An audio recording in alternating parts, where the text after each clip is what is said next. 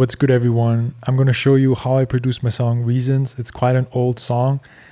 I produced it in 2019 with a good friend of mine, Jack, aka Bear Cubs, and he came through to my studio and we started messing around with the Poly 6 plugin from Korg. Shout out to Korg. All their vintage emulation plugins are really, really fire. So yeah, let me play it for you and then we talk about it.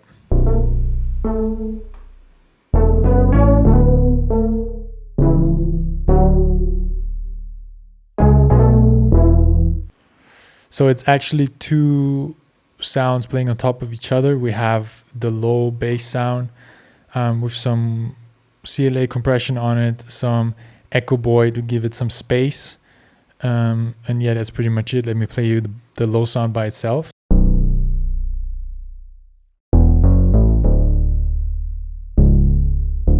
The high bass is frozen because otherwise my CPU will freak out. It's the Poly 6, exactly the same processing and just different notes. Together they sound really, really smooth. Check it out.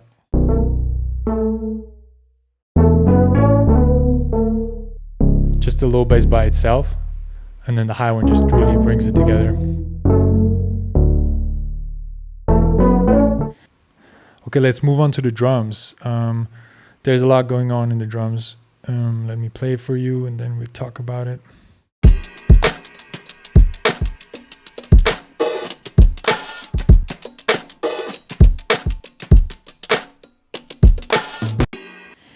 So yeah, there's these three cymbals, so basically two hi-hats and a ride. They're playing different patterns that move kind of like back and forth. It's really cool. The one hi-hat, I took a low end, micro shifted it so it's a bit wider, and then I sidechained it to the kick, and yeah, it just gives it all a really nice movement. We have two kicks here. I like to do that a lot. It's basically one kick that plays normal velocity and one kick underneath it that plays a little less velocity. So it gives it like a feel of like a real drummer. It's a little trick to make it sound like a real drum kit. Then we got the snares. There's just one that's right in the middle and then one that's a bit panned out. And then yeah, we have also this really cool fill that's happening every once in a while, right here. Yeah. And then of course chimes. I feel like I use chimes in almost every song. It's just a nice texture. And then we have some real claps that we recorded just in the room. And then the whole thing sounds like this. One more time.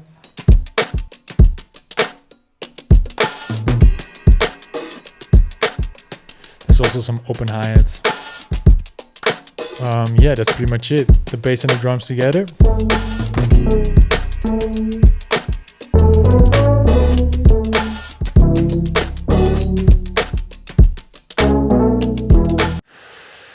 All right, let's move on to the guitars. Let me unfreeze this so I can show you the processing. This is how it sounds.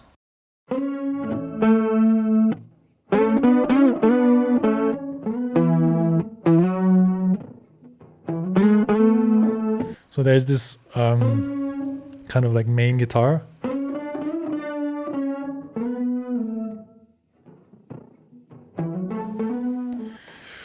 The processing, we took off some low ends with the Fab filter. There's a preset from Guitar Rig where we just added some reverb, some tremolo, just to make it sound a bit more like vintagey. And then we got Jack's favorite plugin. Is this closing? Yep. And then we got Jack's favorite plugin. He uses this on everything. That's the secret Bear Cup sauce, which is the J37 from Waves. He just put up some saturation. We have a little bit of the wow depth up, some slap delay here. Yeah, that's pretty much it. And then here we got the Echo plugin from Ableton itself. It's like one of my favorite reverbs from Ableton. Like if I turn it off,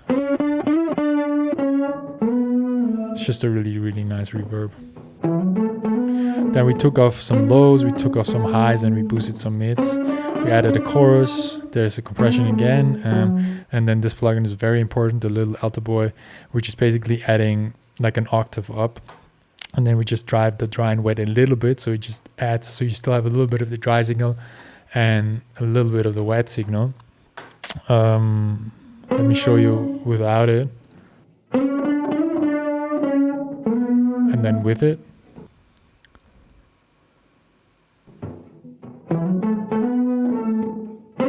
Yeah, it changes the whole vibe. All right. That's pretty much it with for the main guitars. We also got nylon guitars. It's actually only one guitar that is playing here. Let me unfreeze it real quick. There's the RC20 on it. Just a little bit of noise, some flutter. Took out some lows. The Echo Boy for space. Again, it's just like a slapback.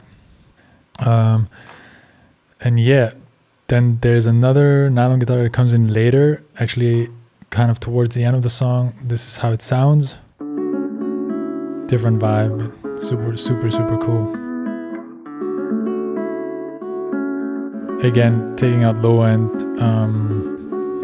RC20 doing similar things, just some noise, some flutter, digital distortion. The LA2 for some compression. It's sidechained to the kick with the compressor here. Again, some J37. You see we put it on everything pretty much. Yeah, just like the slap setup. And then we filter it also, and it opens up towards the end. And then a really cool part here in the pre, we kind of reverse the guitars. And this is how it sounds. And then with the whole song. How you spend your nights, seems like you always stall. You realize just different atmosphere, different vibes. All right, let's move on to the instruments down here. We got some stabs, steel stabs that are played by the Poly 6 as well. And the processing is pretty much this whole setup here that you can see. There's a compression, there's an echo boy, which does slap delay, and then we got this guitar rig, which is doing like an octave up. And I can show you, like, if I turn that whole section off, it sounds totally different. This part really makes a song. This part really makes a sound. If I turn it off, this is how it sounds. Total different sound. And when I turn it on,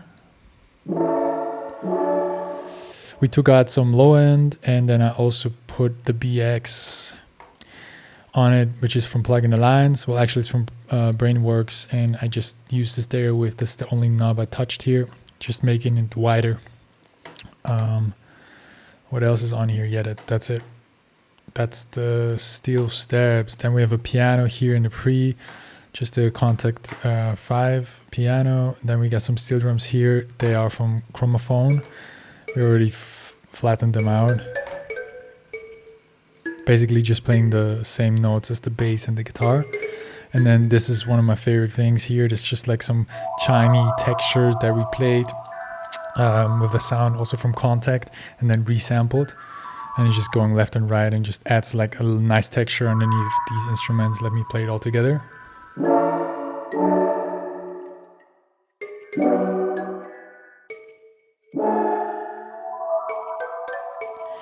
So yeah, that's pretty much all of the instrumentation. Let me play you all of the parts we have so far.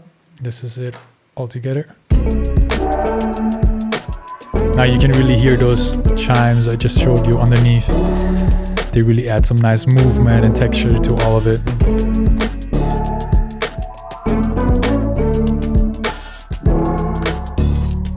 So yeah, then the last thing we need to talk about are the vocals. So the way I record vocals is I take the song and open a new Ableton project where I track my vocals.